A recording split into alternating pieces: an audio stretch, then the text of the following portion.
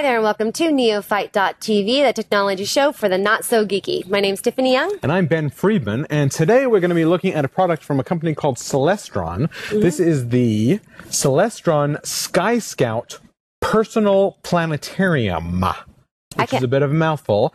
And Tiffany has not yet seen this, and I'm going to now ask you, Tiffany, what on earth do you think this thing is? I was seriously trying to figure it out. Well, it says GPS on it, so I would say that it has something to do with, obviously, a location device. Right. Let me tell you, I think anyone who is interested in astronomy, if you have a kid who's in school, in fact, whether you're interested in, if you're not interested in astronomy, this will make you interested in astronomy. I think this should be like a required device for anyone who's got even the slightest. It's incredible. So you can like find your own stars in your own galaxies. So this thing has a GPS, and from a GPS, it knows where you are on the Earth, and it knows the time of day and the time of the year.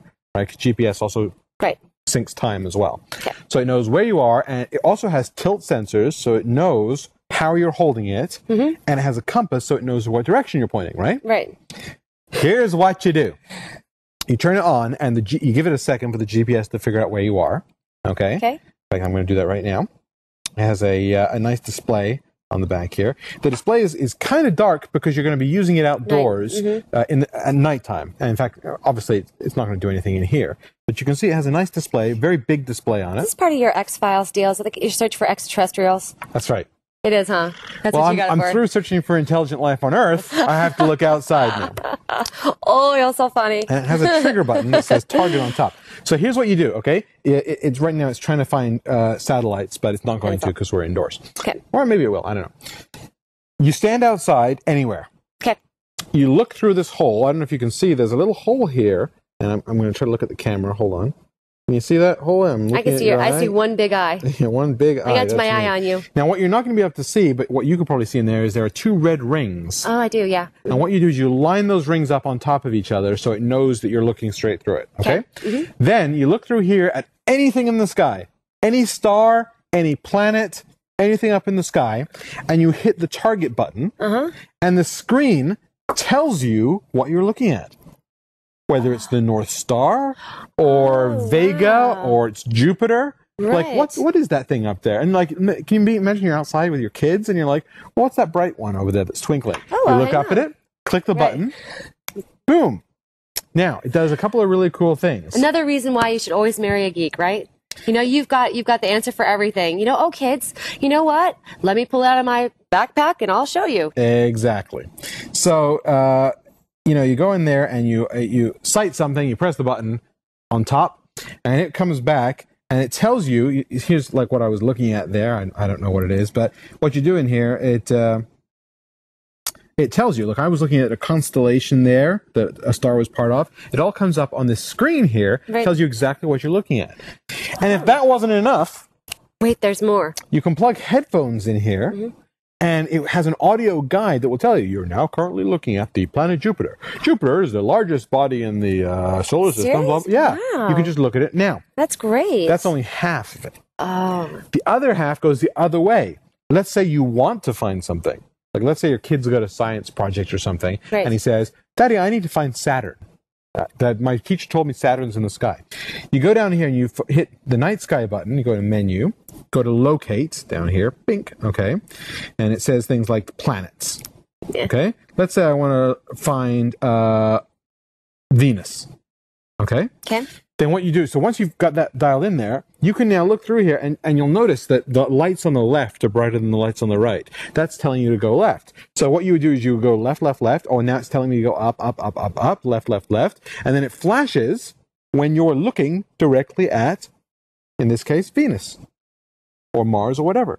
So if you want to find something in the sky, it will direct you towards it. Wow. So this would be like a good addition to the SETI project. I mean, boy, you don't even have to go up there on the big communication towers and... Well, the SETI project is about radio waves. It's about, like, hearing them. Oh, okay. That's right. Well, you know, same family. Right. Right. But you don't seem as excited as me. I'm very excited by this. I think that's really cool. No, I do. It also has a thing called Tonight's Highlights, where you can just basically... It figures out where you are and what you can see in here. And it'll say, you know, it'll take you through a little tour of your night sky. That's really cool. And then if you have a telescope with you as well, once you've identified, this doesn't magnify. It's not a telescope. It's just for sighting. I see. So you can do those two things. You can look at an object and it will tell you what it is. You can ask it where an object is, and it will guide you to it. And it will tell you with audio about the I think that this is definitely an addition to your library of things that you need to have too. Yeah, it's like having an encyclopedia. Right, sure. They call it a personal planetarium. It's great. Instead of going to a planetarium. Now, I'm not sure. I wonder how well it would be like if you live in a really urban area where there's like a lot of lighting around. It's pretty hard to see just about anything in the sky. I agree. But, if you're going up to somewhere rural where there's not a lot of lights. What if you spot something that it doesn't recognize? Yeah, like a alien life form. I don't know, something like that. I don't know. It has a GPS thing. You probably update it via GPS. Can you capture that moment like on there somehow or take a picture? Yeah, I don't know. Anything? No, I don't think so. See. Now, let me tell you, it's got a lot of stuff in it. GPS, digital compass, coordination, the database, and all that stuff. What do you think the price point on such a device should be? Well, I have one more question. If you do see something that's maybe a star but it doesn't identify it, can you save the coordinates of what you saw and where it was? It has a GPS button here. So if you hit the GPS button, it shows you the longitude and latitude of where you are, the elevation that you're holding it at, and like the azimuth and all that other stuff. Okay. So you could write down all that information. So, for example, if you saw a meteor or something flying across the sky, you could call that. Yeah, you could call the space program and give them exact coordinates of what you saw and where you saw it. Right? I think we're getting a little beyond the scope of this overview. No, I'm just saying that would be really cool. Yeah. I'm just saying all the things you could do with it. I wonder, what would be cool is if you see a plane flying and you hit the button and it tells you that's America West Flight 279 that came out of Newark and has been delayed and will be landing at 4:31. They would never let that security out. Could you imagine what that would mean? Yeah, that'd be pretty bad. It does not have airplane, although there's no reason it couldn't. I guess if it had, it needed a what's the name connection, an internet connection too. Internet connection to towers. Right. Your airport control. Anyway, how much do I think that would cost? Was that your question? That is the question. And the other question is what would you pay for it? I mean, what would it have to be priced for you to buy one of these for your kids or for yourself? I would say that kind of like the size of size of like a big camcorder or something. I think an educational institution that would be using it would, $500 would be a good number. $455 for a home use type thing where you may take it out every once in a while for your more just curious consumer. $250, $400. Oh, so right is what it's cost. Yeah, and when you think about it, there's a lot of stuff in there. It's a big screen. It's a GPS. It's a digital compass. It's got to have that database of stuff in there as well. I think it's a fantastic device, and I think I give it a 5 out of 5. You use it a few times, and you're going to know where where things are at. I mean, that's right. Basically, that's the point. Is once you've used it once and you know where everything's at, you don't need it anymore. Well, that's what I'm saying. That's why for a consumer, lower. Okay. I think it's a little pricey for your home use, so I'm going to give it a 4 out of 5. And you'd like it at $250? You say $250, right? Yeah, $250, I think, for home use. So 4 out of 5. Everything else is great about it. That's very, very neat. 4 out of 5, Tiffany. 5 out of 5 for me for the Celestron SkyScout Personal Planetarium. I think should be required for anyone that has any kind of interest in astronomy.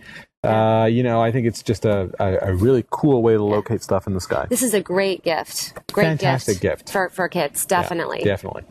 And we'll be back in 30 seconds. Stay tuned. Hey, I'm Andy Walker. Have you just bought a new computer with Windows Vista on it? Or maybe you've got an old XP computer that you're upgraded.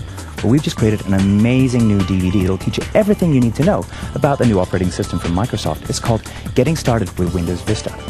In this DVD, there are 3 sections. One is out of the box, what you need to do as soon as you start up Vista.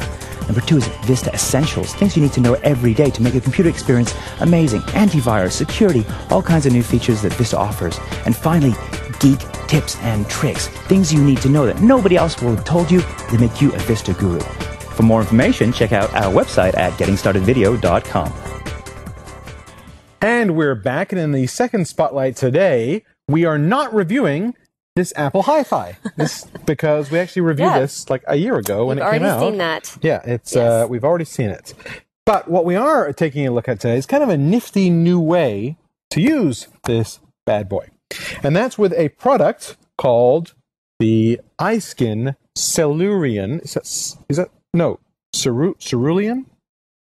Cerulean. Cerulean. iSkin Cerulean Bluetooth adapter. And it's kind of a Bluetooth adapter system. Now, right now, okay, you take your iPod and plug it in here like so. And you press play. Out comes the music. Okay. Which is good. Yeah. Let me turn it down a little bit. It's a good song. Who's that? Nora Jones? Sounds like it. Nora Jones. Wow, Nora Jones. I knew that. Yeah, very good. Thank you. My wife likes Nora Jones. It's my wife's iPod. So. Hence the pink. Oh, come on. You can tell people you have a pink iPod. My wife's iPod, really? Says Ben Friedman right on the back. Now, there is a remote for this guy. There is a remote that comes with the hi-fi, but you've got to point it at it, and there's no screen on the remote. So you don't necessarily know what song's coming next. You can't change playlists. A bunch of stuff you can't do because you can't necessarily see the screen. So, iSkin has a solution for you with this Cerulean. I want to say Celurian, but it's Cerulean. And here's what it is. This is the receiver, and this plugs into pretty much any boombox type device. Like so. Okay. And just sits there like that. And then on your iPod, you plug this little transmitter in, like so. Oh, it's a little remote control. That's right. Well, so now your iPod is the remote control. Right. That's right. So here, I'll hit play. Isn't it amazing? Can you believe the things that people come up with? I mean, just when you think you've seen it all. Yeah, it's very cool. Let me turn this on.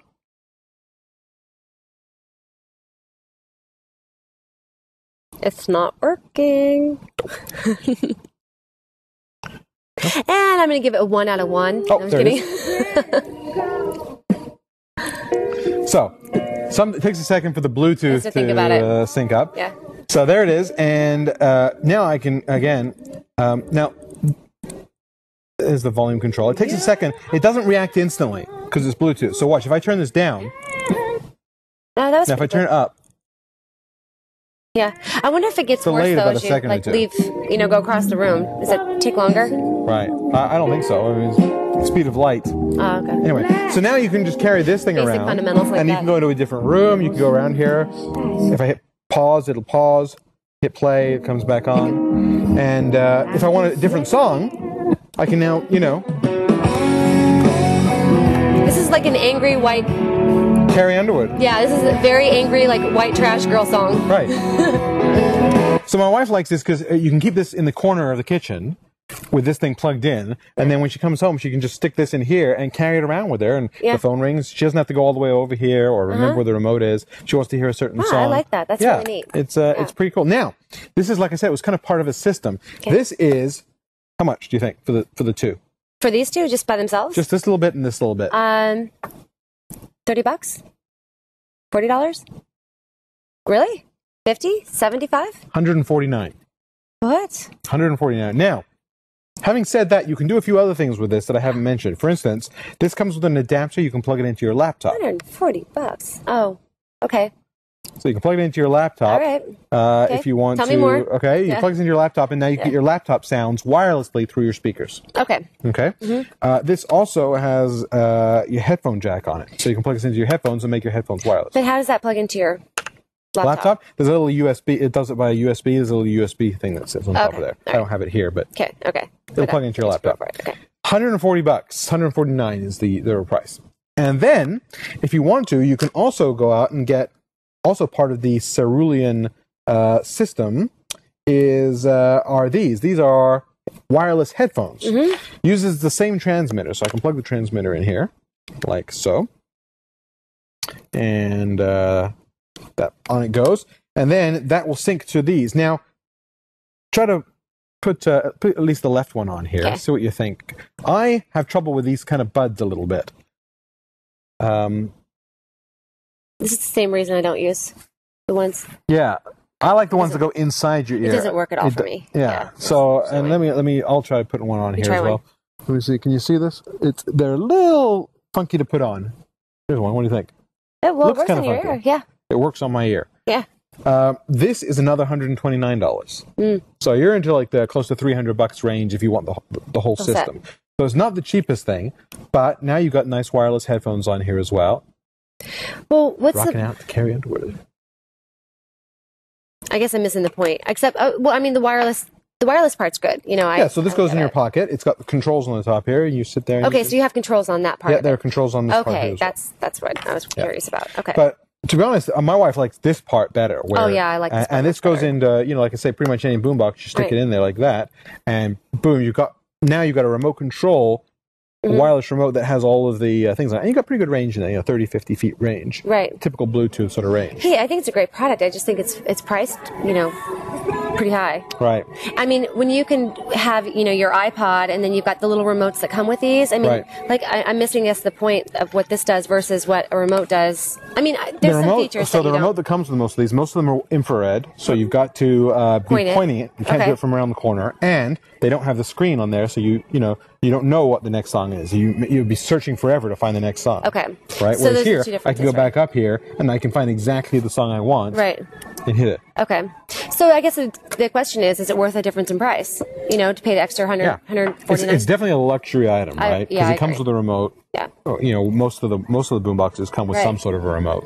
Yeah, I guess a consumer would just be in the neighborhood of, I wonder if it's excessive, considering what I have. And that would probably be the biggest hurdle this company would have to overcome. I agree with you. It's a bit expensive. And I think that the headphones are uncomfortable. Yeah, headphones definitely are. Headphones are uncomfortable, but that's a very personal thing. I definitely say try these out before you buy them. Well, and also, do you think you can hear them on for travel on an airplane because they don't go into? I mean, that's like any of those kind. I guess if you like the earbud kind of headphone, you know, the iPod style, then you might like those. Right. They're pretty loud. Okay. But I like the kind that go in. But anyway, I give it a 3 out of 5. You know, I hate to do this, but I 2 out of 5 for me. I just don't think that for the difference that you get, the price is definitely way too high, I think. And just too pricey. It's too pricey. So what do you think this should be? I mean, 30 bucks, 40 really? Bucks. That's pretty darn cheap. You're talking about 2 parts, though. I mean, what does manufacturing cost? Yeah, it's Bluetooth, but you can buy Bluetooth stuff nowadays is coming way down in pricing. So, you know, under 50. Let's just say under 50. So for like 49. Under 50, and I give it a 4 out of 5. Instead of 149. You know? Right. So what do you give it? A 2 out of 5. 2 out of 5, yeah. Yeah. That's 2 out of 5 for Tiffany, and 3 out of 5 for me. 5 out of 10 for the iSkin Cerulean. Very nice design. Let's give them that. Design, yeah, absolutely. Just too expensive for what you get. Yeah, too expensive, and I'm not crazy about. I mean, it's a personal choice as always with different headsets, just like shoes or anything else. And just personally, that style doesn't work for me. That is all the time we have for the show this week. But if you have an extra second, please visit the website www.neo-fight.tv. That's where you can sign up, subscribe to the show, sign in for our gadget giveaway email list. Absolutely. Yeah. And if there's anything that you'd like us to cover, as always, send us an email. We'll see if we can get it on the show. For sure. And if you have an extra 30 seconds, take a look at this. In today's fast-paced world, it's vitally important that young people develop a good understanding of how computers operate and how the internet works. LittleGeeks.org takes donated computers, refurbishes them, and then provides them to underprivileged kids at no charge. It's our goal at littlegeeks.org to make sure that no kids are left out of the digital revolution. To find out how you can help, please visit www.littlegeeks.org. Thanks a lot.